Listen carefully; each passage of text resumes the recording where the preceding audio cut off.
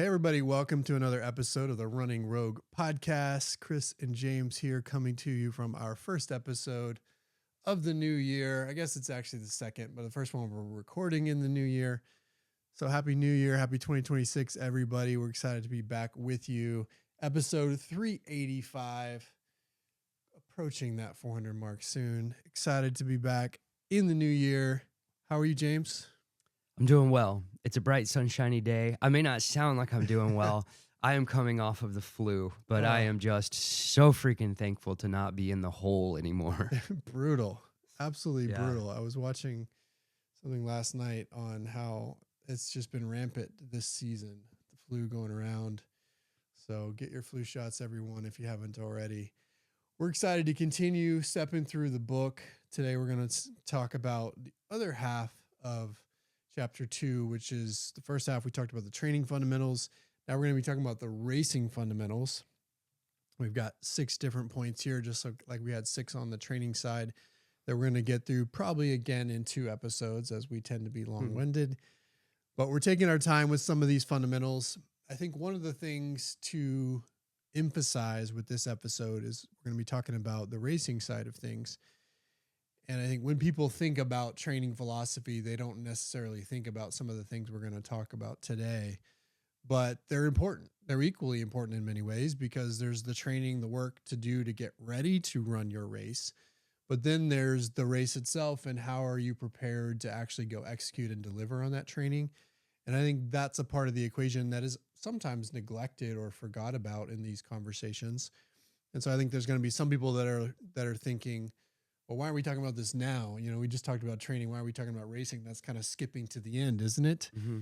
And in our mind, it's not, because as you prepare for whatever your goal might be, you have to be ready with the mindset to not only deliver on the training fundamentals, but also be prepared as you're going through the training to deliver on the racing fundamentals as well to get your goal. So I'll pause there. Any thoughts on that as we tee it up? Yeah, in the same way that you had just said that, in the same way that the training itself is physiologically or physically preparing you for race day. I think there's so much that goes on training that you should be able to use as a dress rehearsal for race day.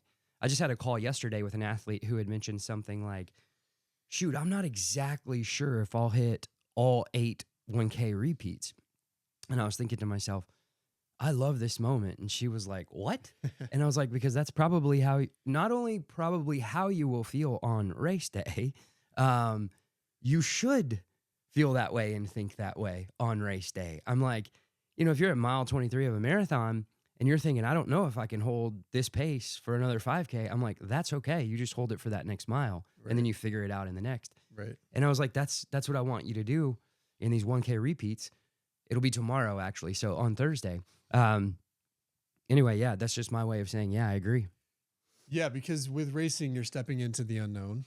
That's a part of it. We wouldn't do it if you weren't, right? We're trying to see what our limits are. We're trying to figure out what we can do when we find the edges of our ability. And it wouldn't be interesting if we weren't operating there or dreaming about things we've never done before. And so by definition, if you're dreaming and you're trying to achieve a goal you've never accomplished, you're entering the unknown. Yeah. On race day, no matter what, you can't know if it's possible when you get there. And as you eloquently said there, in training, when you have those opportunities to enter a similar unknown, it's a chance to practice that mindset that will carry over to race day. And so it all matters. It all matters. And I do think as we go through the book, having these principles in mind in terms of race day, mindset and execution are important because it does allow you to practice it when you have those moments in training when you're not sure. And I think there's not enough people practicing some of these elements in training so that they are as prepared as they can be when it comes to executing on the day. So we're going to step through it. We've got 6 racing principles that we're going to talk about, probably get to 3 of them here in part 1.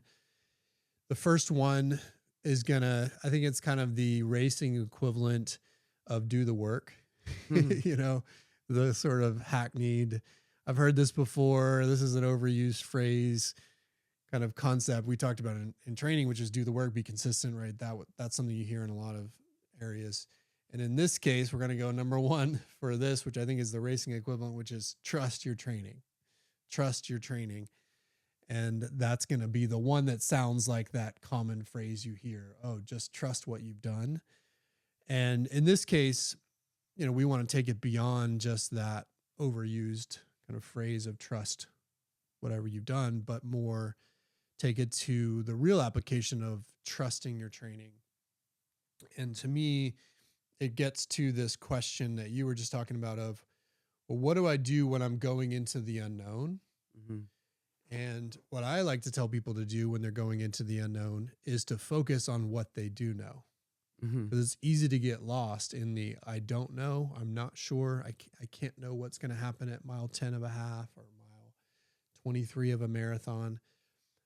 So then fine, ignore that part. Focus on what you do know. And so one of the fundamental things that we preach is you got to trust the work that you're doing, mm-hmm. which means focus on what you do know, which is that you put in the work, you put in the miles, you've done the workouts, you've done the long runs. Even if you haven't done them all perfectly, that's what you can lean on stepping into the unknown on race day when you're not sure what's going to happen at mile 23 or 13. Yep.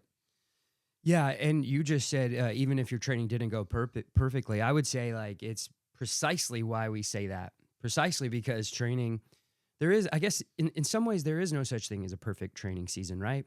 Because I say it all the time. Yeah, even if you did, quote, do everything on paper that your coach told you to do, because the concept of progression overload exists, because there is just always like a continuum. There is no such thing as, quote, like we could say that Kipchoge has run the perfect marathon thus far, but one day someone will beat it, right? We just know that continuum never ends.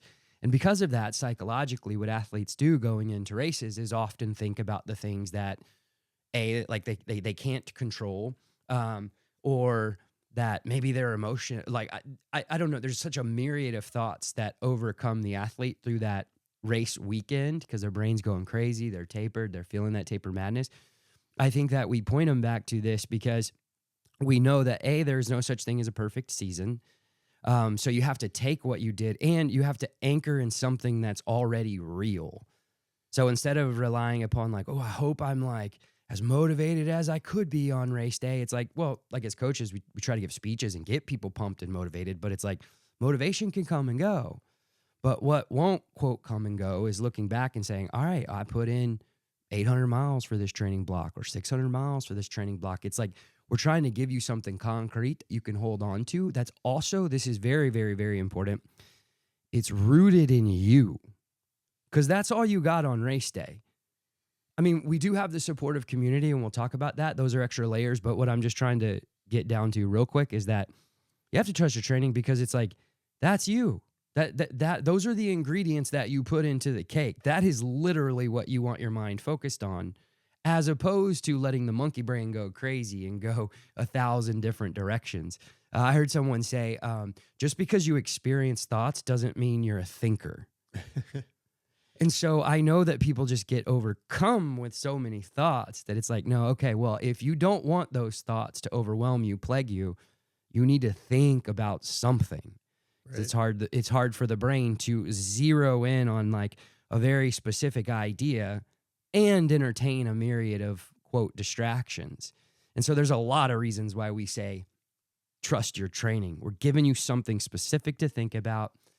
It's something that can control the mind and it's rooted in you, like what you're about to bring to the table that day. Yeah, it's concrete. It's tangible.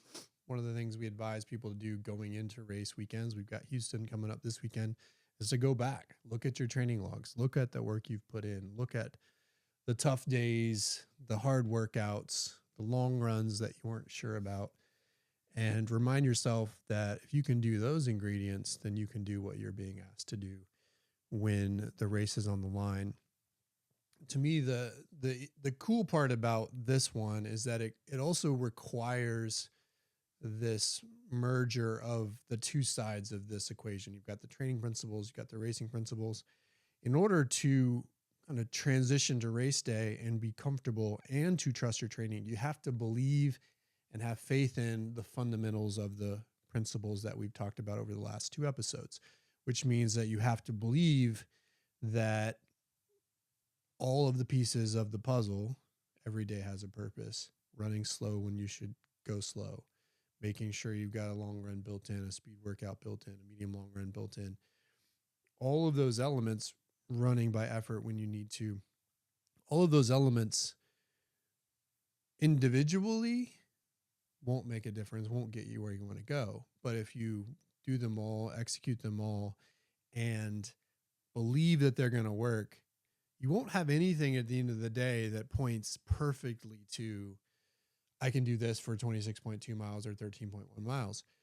But what you will have, as we used the puzzle analogy on one of these episodes, you will have a puzzle where all the pieces have been assembled and put together that paint a picture for you that it's possible. So trusting your training is also another way to me of saying, have faith in your training, have faith in the principles that they're going to work, because none of those elements individually will give you 100% assurance that you're going to be able to do what you're asked to do.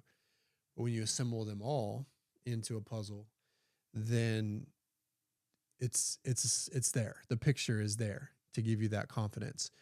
And so it requires you to have faith that going slow is the right thing to do, that recovering appropriately, hard days hard, easy days easy are all the right things to do. So that when you're bridging the gap, taking that leap of faith from training days to race day, you know it's going to come together. Mm-hmm. Another thing that popped in my mind as you were talking, you had quickly, it was in passing, you had talked about like that long run, that workout that didn't go as well as you wanted it to, et cetera. It reminded me also, it's not only trust your training, but also focus on what you did do as opposed to what you didn't. And I feel like it's worth adding that in here and tucking that in, because the perseverating mind of the marathoner, we know it. We talk to, it's unbelievable how many conversations we have with athletes because of our virtual setup, and we get to interview all of them. And I think it's helped us quite literally understand, I don't want to say in a universal, but I mean, it's like, if you consider Rogue a microcosm of like running in America, it's like, I think we're pretty tapped in because our sample size is so unbelievably large. Right. It is well beyond what we would need to call it statistically relevant, right? Right. And so we know that mind, and it's like the majority of you people going into your races, and I say that with love, you do think about that one dang workout that didn't go well, or that one week you got the flu, and so you missed like 20 extra miles that you'd otherwise had, right?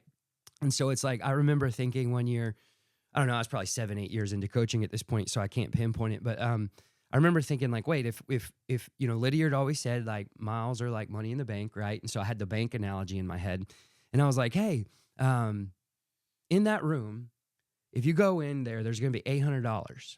Grab it all, come out with it. It's yours. You go in there, you come out, you only picked up $760. I promise you're not disappointed. You're thinking about the $760 you had in your pocket as opposed to the 40 that you missed, right? Right. So if you could just think about it like money, sure, I know you would have loved for your training season to be perfect, but focus on what you did do, because that's still a lot of money in your pocket you didn't have. Still a lot of money. Reminds me of a conversation I had recently with a Houston marathoner coming up, and she was talking about having this cycle that, quote, wasn't perfect for a variety of reasons. But one of the things she said was, you know, and there was that long run I turned from 20 into 18. And I remember thinking, okay, so you've done, I don't remember exact number, 6 20-mile runs. You had 6 planned. One of those you turned from 18 to 20. So you have 5 20s and an 18. And we're talking about the 2 miles that you missed, quote unquote, on one of these runs versus the almost 120 miles that we're talking about in aggregate on those long runs. So anyway, so that helped her put it in perspective. Okay, we're talking about 2 miles. It's kind of like that old Jim Mora press conference where he's like, playoffs? Are we talking about the playoffs? It's like 2 miles. Are we talking about 2 miles when you've done 5 20-mile runs and an 18-mile run?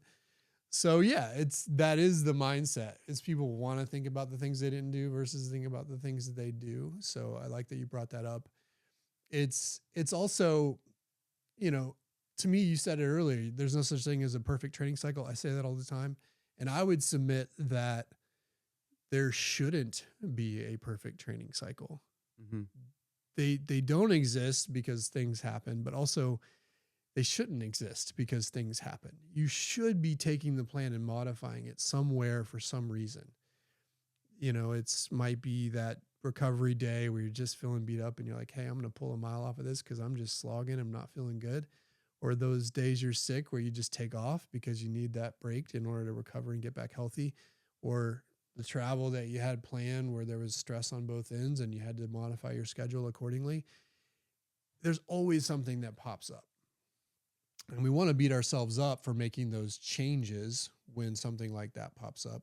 But really, that's when we should be patting ourselves on the back and saying, okay, that's the choice I should have made, because that allowed me to manage the stress I was dealing with, manage the issue that popped up, stay consistent with my training on the aggregate, but modify so that my body can get through whatever additional load it was managing. And we want to beat ourselves up in those moments, but really we should be celebrating those moments. And so I would submit there's no such thing as a perfect cycle, and there shouldn't be, because that means you're not listening to your body when it's telling you to change. So that's a bit of a digression and kind of going back a little bit to the training principle side, but it connects to this mindset going into race day to say that, hey, if it wasn't perfect, that's okay. Yeah. The other thing I want to mention here that I think is often forgotten and overlooked is that you're trusting your training going into race day, not just for the cycle you just did, but you're trusting it for all of the cycles you've done before that. And that's something people forget about too. They want to say, well, this cycle wasn't perfect because of X and Y and Z. And I just had a conversation this morning on another Houston marathoner. She's like, well, I got sick and missed the last big week. And, you know, the first week of taper wasn't ideal. But this is a runner who's been doing it for a long, long time. We're talking probably a decade of running and marathoning. And she's carrying all of those cycles into this Houston, going for another BQ for her. And that all counts. It all comes with you.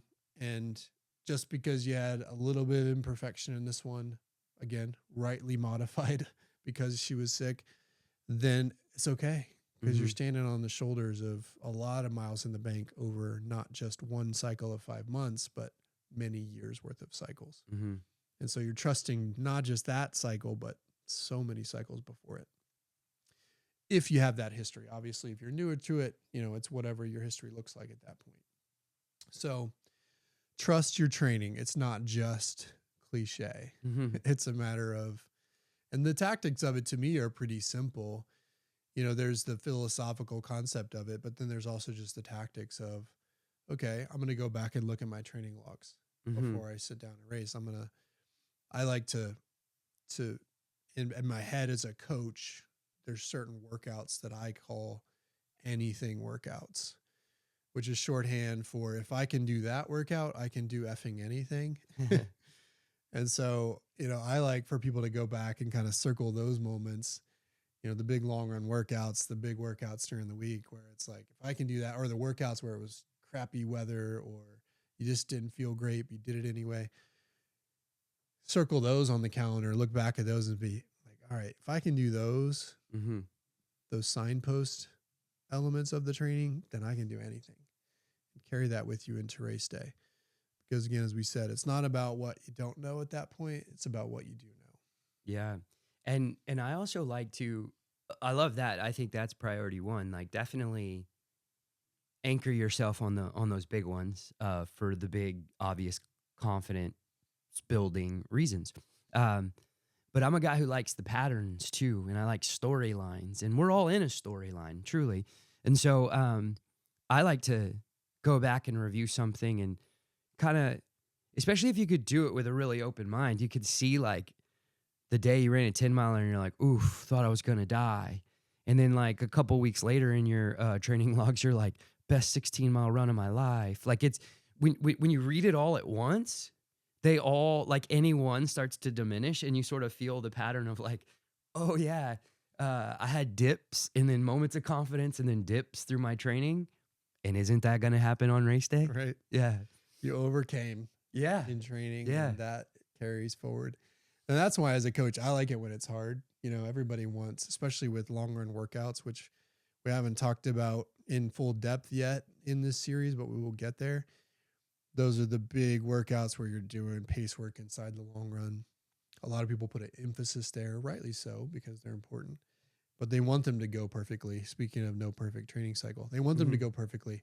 Personally, as a coach, I love it when they don't because you have to fight and you have to face the mental demons that you're going to face on race day. And so it's an opportunity to practice not just the physiological changes we're trying to achieve, but also the mental battles we're trying to win on race day. And so yeah, you can, when you overcome in training, whatever that looks like, whether it's within an individual workout or run, or whether it's kind of brushing off that bad day and moving on to the next and having another good day, those are all opportunities to make the mind more ready for any challenge you're going to face on race day. So it all fits together.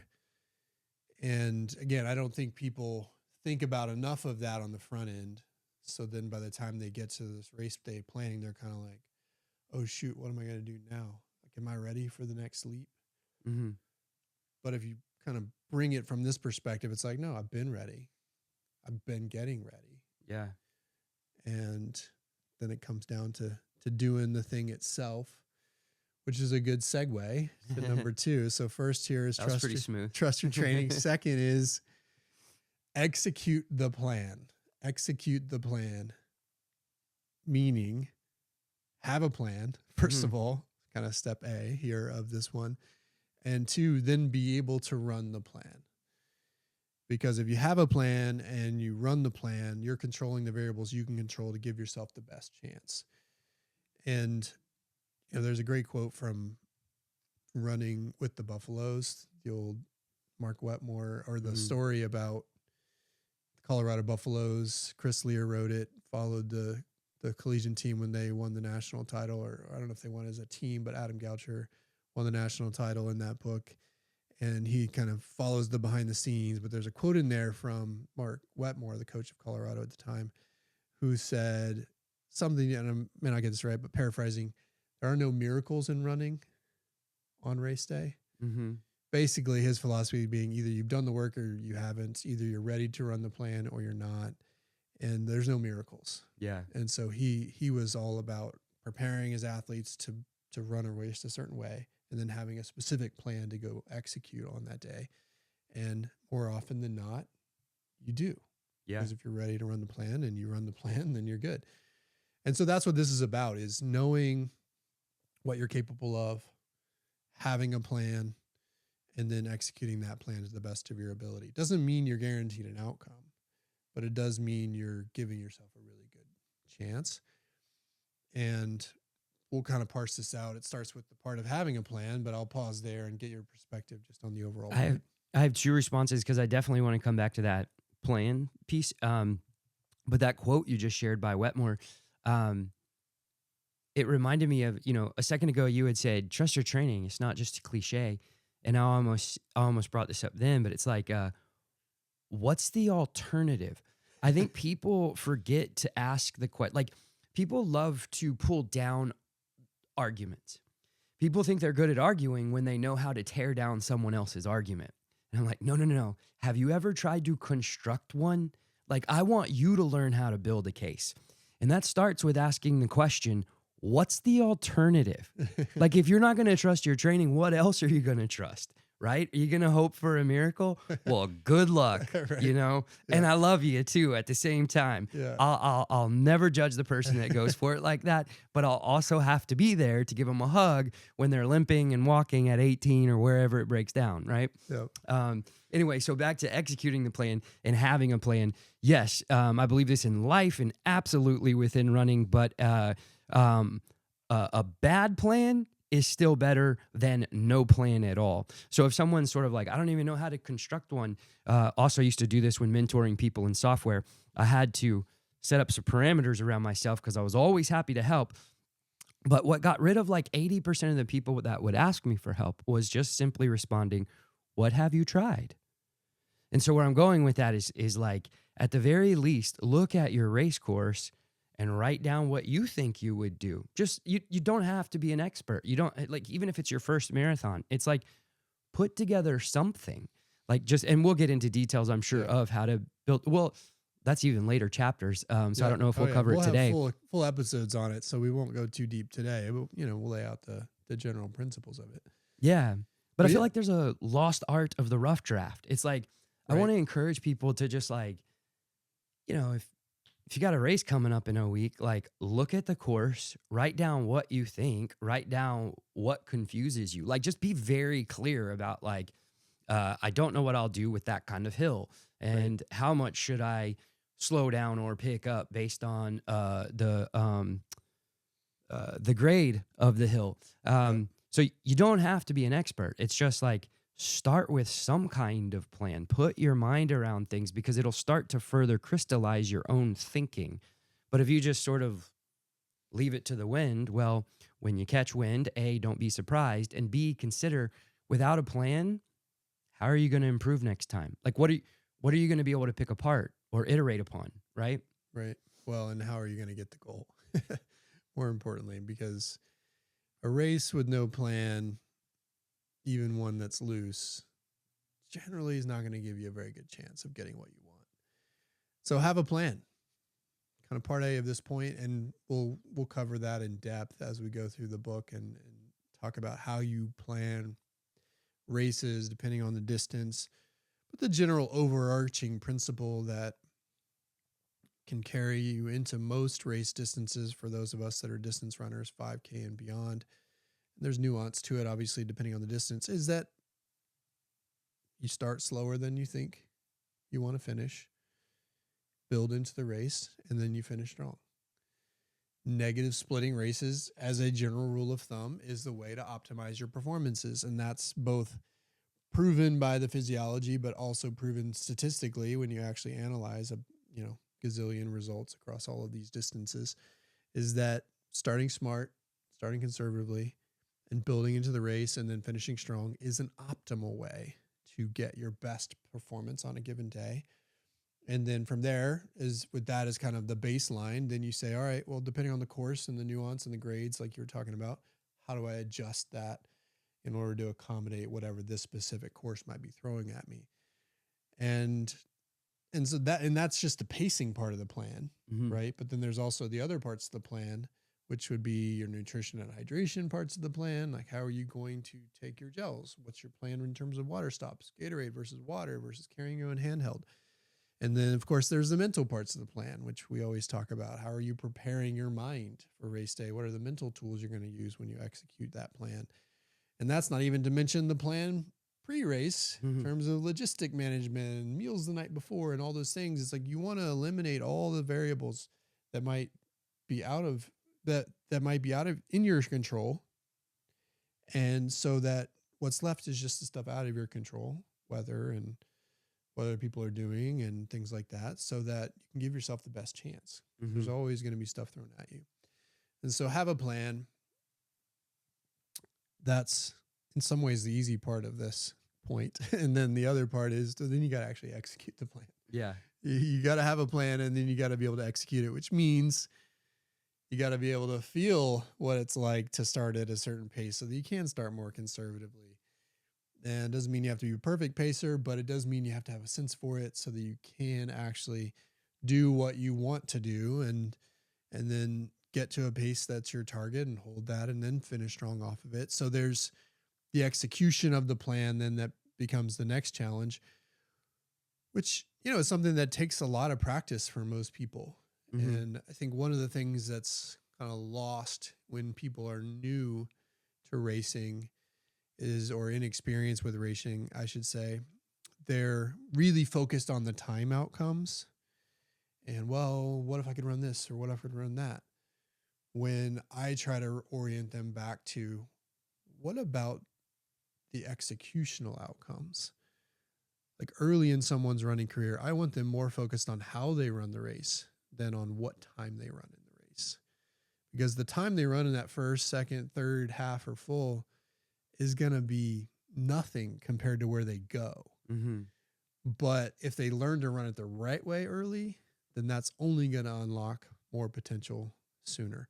So being able to execute well is so much easier said than done, but is an absolutely critical part of the equation. And execution comes back to the training principles, where it all ties back together, of running by feel and being able to dial into certain paces and efforts. Because if you can do that in a training and a workout, then that's going to carry over to being able to do it when you have a plan for race day. So that's kind of part B. You got to be able to execute, but it takes a lot of practice. So what would you say there? I don't know that I have a lot to add there. All good. But it is, as I said, easier said than done. And one of the things I think, this is where we talked about it in, I don't know if it was one of these episodes or in one of our Friday Q&As, which, quick side point, shout out for our Friday Q&As every Friday, 2 p.m. Central. You and I are on Instagram Live. If you want to get live Q&As from us, jump on our Instagram and we'll be on the Rogue Running Instagram Live, you and I talking and just taking questions in the comments and answering them for about 30 minutes or so. So if you have questions prompted by any of these episodes, go check us out there and get them answered live. And some of those might spur topics that we bring back here too. And eventually we've also talked about maybe taking this to Facebook Live, to Instagram Live, YouTube Live at some point. But we'll see. But anyway, Instagram, 2 p.m. Central on Friday, if you want to ask us questions. But one of the things we talked about last month in that realm was this idea of A races and C races. And the quote that I'll quickly lob in here and remind people of is one of my favorite quotes from a coach that I follow out of Colorado. His name's Alan Cousins. He talks about this idea that people race too many A races and not enough C races. Too many A races and B races and not enough C races. The idea being that you can only peak a few times a year, so you should only be doing 2 to 3 max peak A races a year. There's no such thing as a B race because all eggs should be either in an A race basket or not in any basket at all. And not enough C races mean people don't do enough races without any pressure, without any context, just going to see what happens or racing in a way that helps support their A race. And that's where I think this kind of executional point comes in. I think there's not enough people taking just swings of the bat where they're not worried about outcomes. They're just trying to learn how to execute. We've had some folks in our Rogue Renegade group do some C races this season, probably more than I've ever observed from the group, that were doing races just to practice race execution and not necessarily pace execution. Some of it just to practice nutrition or grabbing water from the water stops and learning how to, pinch the cup and take it in, and just practicing drinking on the run at certain paces. And I think that's a thing that's not kind of talked about enough, is where are we just taking fun swings of the bat to just learn some of these elements so that when it all matters and it's all coming together, you're able to do it. So you got to learn to execute. Plan, create the plan, and then execute the plan. It's so much easier said than done, and it takes many people years to really master it. So that's number 2, execute the plan. Number 3, maybe the hardest on this list for today's episode, is we want you to race without fear of failure. We want you to race without fear of failure. There might be a lot of fears, and that's okay. I love the Brené Brown quote where she talks about fear and courage necessarily go together. Yeah. You don't have courage without fear. I think a lot of times we think of courage as the absence of fear, but she reminds us in some of her great work that fear and courage necessarily come together. Courage is the overcoming of fear. So you're going to have a lot of fears around race day and anxieties and nerves and things that you're worried about. And those are all normal things. And they never go away, regardless of how experienced you are. I mean, I've done 150 plus races in my running career, and I still get nervous and I still have fears and anxieties that I carry into race day. But you do become better at coping with those things. So it's okay to have those things, those thoughts and fears, but then you want to name them, set them aside, and then focus on what you can do instead. But the one we try to get out of people is this idea of fearing failure. Mm-hmm. And I think, again, this is a whole episode unto itself, but part of it is the fact that part of it is there's just really no such thing as failure. Mm-hmm. If you keep trying.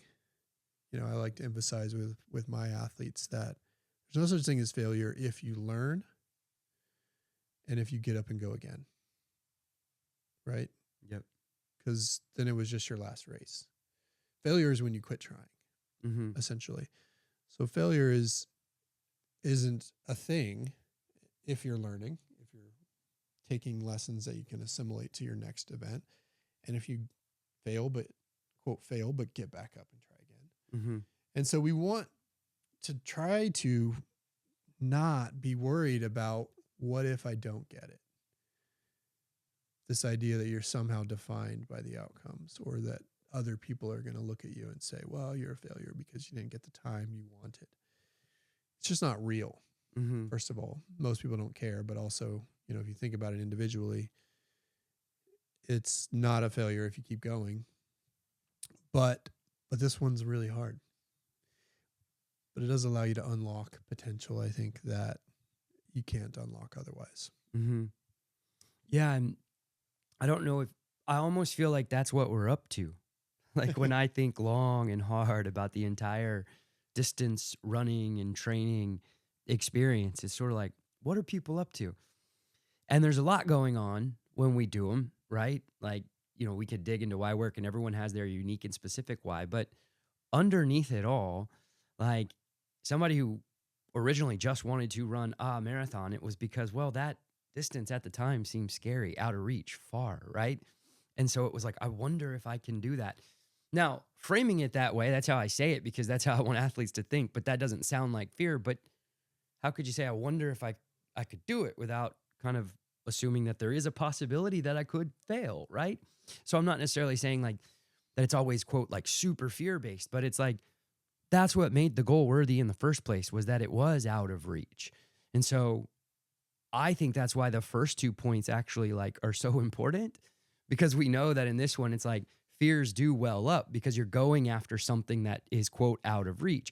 And so before we let you slip down into that mindset, we want you to focus on like trust your training and have a plan, so that you have something to preoccupy yourself, so that you end up having that like courageous and like fighter's kind of attitude. But ultimately, you don't get that feeling of satisfaction and meaning and purpose. Like, yes, I know what I'm doing actually matters and has value, i.e., you don't develop agency if you don't face the things that you fear, right? And so to me, I mean, and I know I'm making it psychological, but I can't ever remove, just like you can't remove fear and courage. It's like you can't remove the psychological from the physiological when it comes to the training and the racing that we do.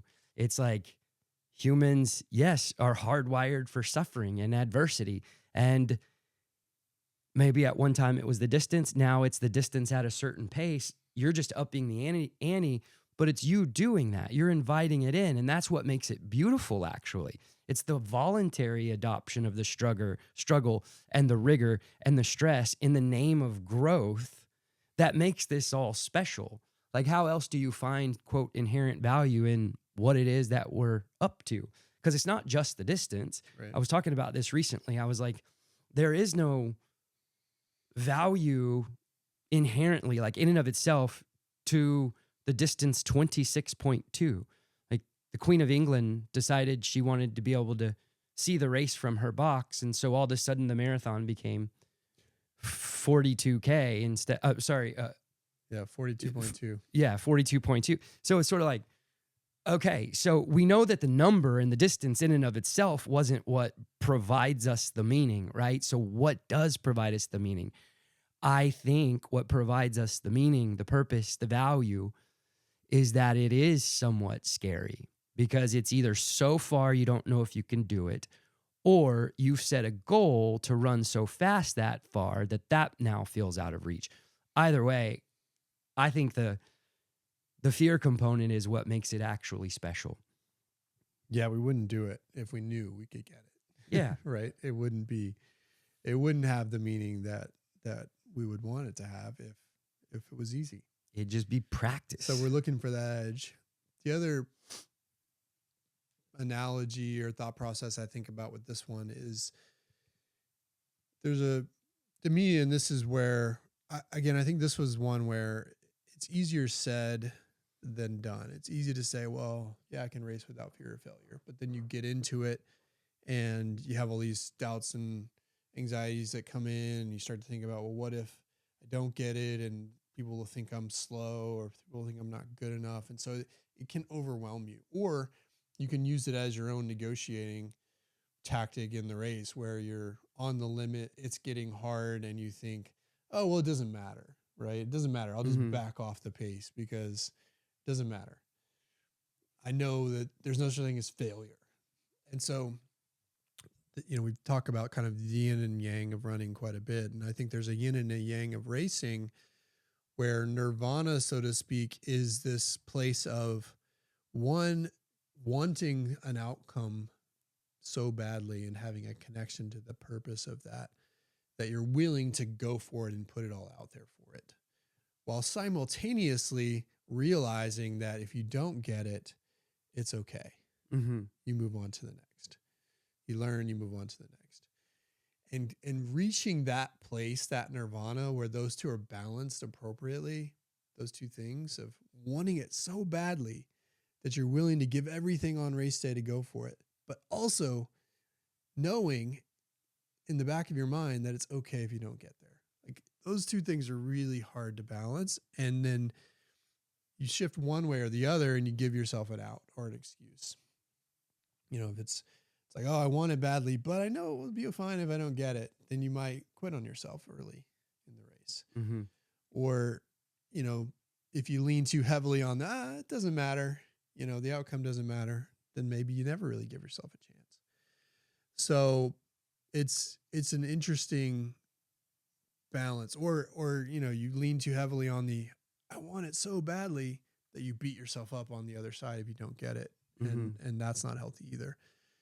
So it's this really fine line. And I will say, as somebody who's done a lot of racing, raced and run for a long time in training, it took me a very long time to, I feel like, get to, you probably never get to nirvana on this one. There's always a little bit of yin and We yang. never arrive, but I feel like I'm pretty close to being able to approach a race with this mindset where I can simultaneously want it as bad as possible, to willing to put everything on the line, while also knowing that if I don't get it, it's okay. Being able to process that loss and move on. But man, it's hard. And so to me, this is one that, and we'll talk about different elements of this as we go through the book, that is sort of a life pursuit. And it probably for some people might exist in the running space, but then carry over and exist in other spaces that they might occupy and perform in, work and relationships and otherwise. But if you can reach that nirvana, that perfect balance of those two things, then it's a really good place to be. Yeah. When you were talking about the athlete that might say, like, oh, if it's without failure, then I forget how you said it, but they might kind of toss in the towel or something, or like, oh, it's like, here's the thing. I think someone that might go down that pathway of thinking, it's like, they don't train with us. No, I'm just kidding. It's but it's true. We have some badass, yeah, folks in our crew. Yeah. But what I was going to really say was that, like, here's the thing is, like, here's what that person would know, regardless of what happens on race day, regardless of whether they had fears or not, or regardless of whether they hit the end time or not. This is something that humans cannot escape. And we always know, even if we're not consciously thinking on it. And that's if we're actually trying our best. We all know that. We really do. We don't need some external voice or person or marker that someone created within a system to tell us whether or not we're trying our best. So is it really sad, like if you're going for a Boston qualifier and you had been planning on it, now expectations are building, so that image creates in your mind and you're wanting and you're salivating. It's like, yes, is all of that important? Yes, because that's part of your vision. And it's our vision that sustains us through the quote perilous journey, right? And so it's what gets us to do all the hard work. But and so in some ways it might feel like, yeah, exactly what I want is that sub 4, or exactly what I want is that sub 3, or exactly what I want is this Olympic trials qualifier, et cetera. But really, you want to A, know that you're doing your very best, and B, those standards fit this phrase here, and that's you want to know you're up for the damn challenge. Those are the reasons why I think we run. Deep, deep, deep, deep down. So again, I always encourage people to find their why, but it's like when you're thinking about, am I doing my best and am I up for the challenge, whatever my challenge is, all of a sudden those other kind of considerations become like moot points, right? Like Right. if you're thinking like, oh, to race without fear would be it's like, stop.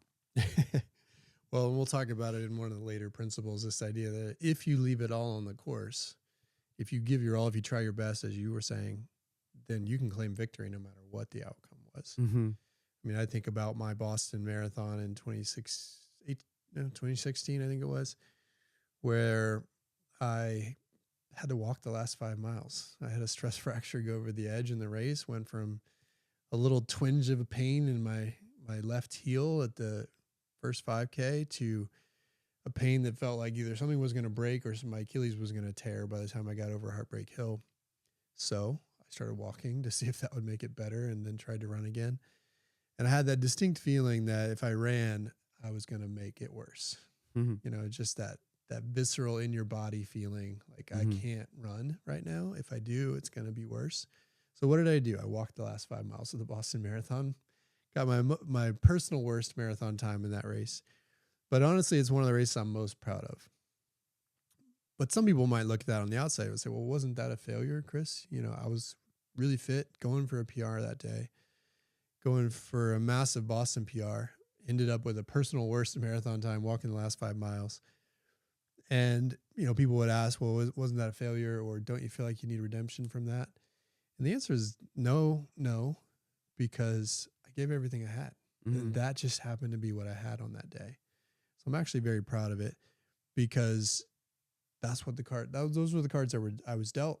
I played them, and that's all I could do. That's all my body could physically do. I would love to go back and train differently so that I didn't end up with that injury, which had not just training elements, but a few other variables that I'm sure we'll get to in depth as we go through this. But I gave everything I had. And so it's not a failure. I learned from it both from my training perspective and my racing perspective. And now I would say it's one of my proudest marathons, because I did leave it all on the course, so to speak, even though it didn't look sexy doing it. Yeah.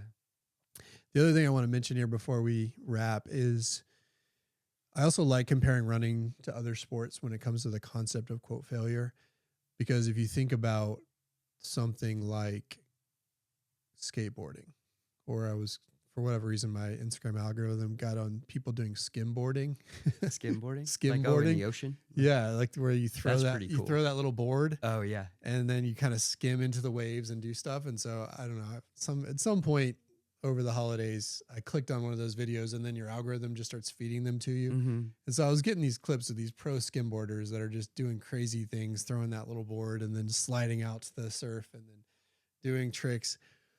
But, you know, for every one video they capture, there's like 100 where they just ate it, or where they didn't catch the board right and they just sank, or they just fell off of it. And that's the same is true with skateboarders. You know, they might try a trick 100 times before they nail it. Mm-hmm. And they're not sitting there beating themselves up every time they fail, you know, or quote, don't get the trick. And it just happens over and over. And they just sit there. And I've watched them here in Austin at various places just going for it. And they try to get that perfect trick, and they just miss. And sometimes they miss badly.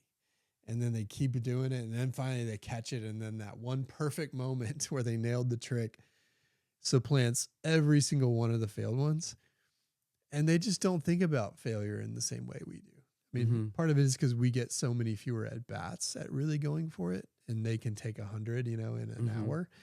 But to me, we need to have more of that mindset, that sort of skateboarder or surfer's mindset, where it's just, hey, it's just another race.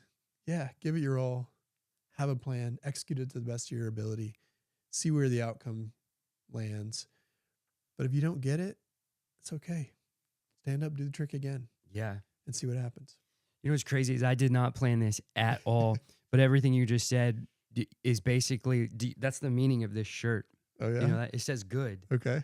And I love the shirt. One, just because it's like the word goods on the front. So it's like maybe someone will smile when you're walking by him. Yeah. But it's from Jocko Willink, Okay. who was, he wrote the book Extreme Ownership, was a Navy SEAL commander, highest ranking officer at the Battle of Ramadi. Anyway, he has this thing going with the word good. Because like when his guys call him and something goes wrong, they'll be like, I already know what you're going to tell me. And he's like, what? You're going to tell me good. Because literally everything that goes bad. And for him, I mean, this is a Navy SEAL, so it's not a joke, right? Right. And this is a really high order. Like I've tried to live it, and I'm like, I can't be like Jocko all the time, but I can be like Jocko some of the time, right?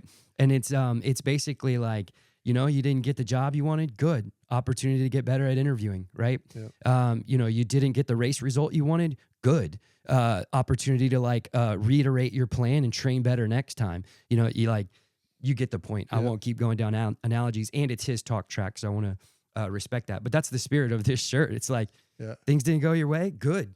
You know, like find the good in it, and that kind of applies on the like the race without fear of failure. Also, is sort of like when you brought up that you like comparing it to other sports. I just talked about this yesterday with an athlete who's a former golfer, and I'm a former golfer. So, well, I guess we're lifelong golfers, but we were using that analogy. It's like, that's also the wrong thing to focus on. Like as a golfer, we learn very fast. Like if you are afraid of going into the sandbox and you think, don't go into the sandbox, don't go in the sandbox, don't go in the sandbox, your brain's telling your body sandbox, sandbox, sandbox. And then bam, Right. You focus on the green. Yeah. You don't focus on the water, the sandbox. Like, yes, be aware of the traps, Right. but you point your mind towards the thing that you're aiming at. So racing without fear of failure should actually be like, it's like, yes, like pick your target and aim at it. Like just focus on what you're aimed at, right? Yeah. Race as if the outcome is yours. Yeah. Basically. And it may not be that time, but it might be the next time or the next time. But this, again, it's hard to do this one, but I think easier in context, and it just unlocks this freedom about racing and a freedom about overcoming it, or being able to assimilate lessons and move on to the next, that I think is just really important. And that doesn't mean you don't feel the feels, as we like to say, when it doesn't go your way. Yeah, be bummed, be disappointed. Don't skip over those feelings. Nobody's saying that. But feel the feels, get them out of your system, and then move on to the next. Mm-hmm.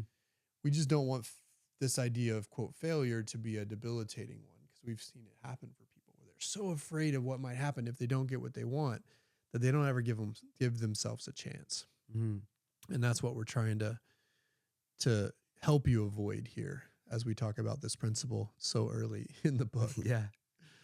But that's number 3 for today. We've got 3 more. I think we're going to call this episode here part 1 on racing fundamentals. Again, 3 points we covered. Trust your training, number 1. 2, execute the plan. So have a plan and execute your plan. And then 3, race without fear of failure. We've got 3 more we'll talk about next episode. A couple of reminders as we wrap this one. 1, just want to hit the Instagram, 2 p.m. Friday, Instagram Live, again at Rogue Running. You and I are there every week for the most part, minus some holidays, to answer questions. So you can jump on there with us, put your question in the comment, and we'll answer it as if we were your coach and help you the best we can. So jump on those if you haven't checked them out. Also, we're on YouTube now. So if you want to see these in video form for whatever reason, see our ugly mugs that way, then that's an option now. You can check us out at the Rogue Running YouTube, which is cool. Obviously, we're still on all of the audio podcast channels. And then the final point I'll mention before we wrap is just, this is a season for kicking off training, especially our virtual group training for those that are interested in that. We've got 3 different groups depending on your experience and mileage levels, basically something for everybody from that perspective. For those that are kind of beginning their journey, we have a group called Rogue Rising, appropriately named for those that want to rise up in their running journey. The Rogue Renegades, which is our middle group that covers the broadest spectrum of athletes that have been training for a little bit. They've got more than 40 miles a week under their belt, or have been there before or already there. And then our Team Rogue virtual group that you and Kathy coach, that is for more experienced and higher mileage runners that are doing 55 plus. So we've got an option for everybody. We're restarting our seasons right now as we speak. So this is a perfect time to join any of those. You can check them out at roguerunning.com. Click on train and then virtual group training to find information on that. You can also always email us coaching@roguerunning.com if you want to get more info about that or any of our coaching options, including those here in person in Austin or in Dallas, or our virtual one-on-one coaching. So go check all of those things out if you have any interest. And then, of course, grab a book if you haven't picked one up. We're going to be going through it. You don't have to have one to follow along, but we think it'll make it more interesting if you do. And those links are in our Instagram bio at Rogue Running or my Instagram bio at Rogue Chris. So I think that covers it. Am I missing anything? No, I'm glad you brought up the virtual groups because I was thinking of that too. And I was like, our counterparts are amazing. So one of us is on any of, like, every group where either you or I are involved in, right? And then also it's like Coach Kathy Casey, Allison Maxis with you in the Renegades, Coach Carrie Dyer with me in Rogue Rising, UT Runner. I mean, it's like our counterparts are badasses as well. For sure. They just don't have time to join us on all these, you know, Right. but man, they're great. Yeah, and the communities there are great too. I mean, the members in each of those groups just so uplifting and knowledgeable, and I mean, you're gonna make fast friends if you join any of them, and you won't have to do it on your own if that's what you're currently doing. So check any of those out. Otherwise, please keep coming back each week as we step through these episodes. I think we'll wrap this one here. Again, all of that stuff's at roguerunning.com. We're on our Instagram at roguerunning. Until next time, we'll talk to you soon.